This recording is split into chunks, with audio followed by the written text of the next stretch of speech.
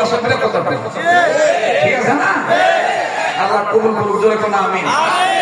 নারায়ে তাকবীর, আল্লাহু আকবার। আজকের মাহফিল চলবে চলবে, কতক্ষণ চলবে? সারা রাত চলবে। আমি না আল্লাহ যতক্ষণ চালায় ইনশাআল্লাহ।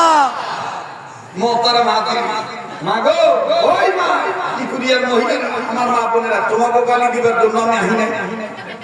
মা, তোমার স্বামীকে তুমি চিন্তাছো না। আল্লাহ রাসূল বলছে, যদি মানুষে মানুষকে সেজদা দেওয়া জায়েজ থাকতো, তাহলে আমি নবী প্রত্যেকটা বিবিদেরকে বলতাম আপন আপন স্বামীর পায়ে সেজদা করতে। স্বামীর দাম এত বেশি,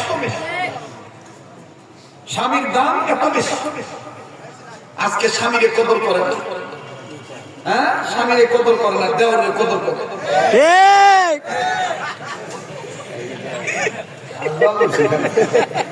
আমি কি কথা বানিয়ে বলেছি? হ্যাঁ, দেখবেন স্বামী কাজের জন্য আইছে, ঠিক মতো সময় দিবার পারে না, মনে করেন বিদেশ থেকে আইছে, আয় জিগাইতেছে নাকি কি মনে হচ্ছে ভালো হয়েছে, বাবার কি গরুটা দিয়েছে জামার সামনে দিয়া ভাত খাইয়ে দিতে যায় দরবেশ জামার সামনে পর্দা করতেছে, অথচ এই জামার ছোট ভাই দেবর কলেজে যখন যায় তখন আর পর্দা ঠিক থাকে না, তখন ভিজা শরীর লইয়া এই গামছাটা লইয়া চুল যারা ডাক দিয়ে মাছু ক্লাস কয়টা,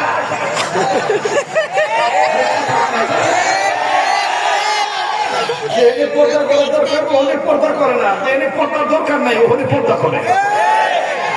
আপনারা একটা কথা বলেন, হুটকির মাছ যদি বিলের সামনে দেন, পাহারা দিবার দায়িত্ব দেন, হুটকির মাছ থাকবো না। আমাদের সমস্যাটা এইটাই, ঢাকনা জিনিস ঢাকা রাখতে হইব, খুইলা বেড়ান যাইব না। আজকে ইফতিনি বলেন, ব্যভিচার বলেন, ধর্ষণ বলেন, যত কিছুই বলেন, মা বোনদের ইজ্জতের হানি বলেন, এগুলো যতগুলি কারণ, এর মধ্যে প্রধানতম কারণ হলো তিন পুলিশের পক্ষে না থেকে ব্যাপারটাকে সাপোর্ট করা। কথা বলেন ঠিক কিনা? মোহতারাম হাজিরিন, ইমাম আজম আবু হানিফা রাহমাতুল্লাহ মনে আছে কথা? হযরত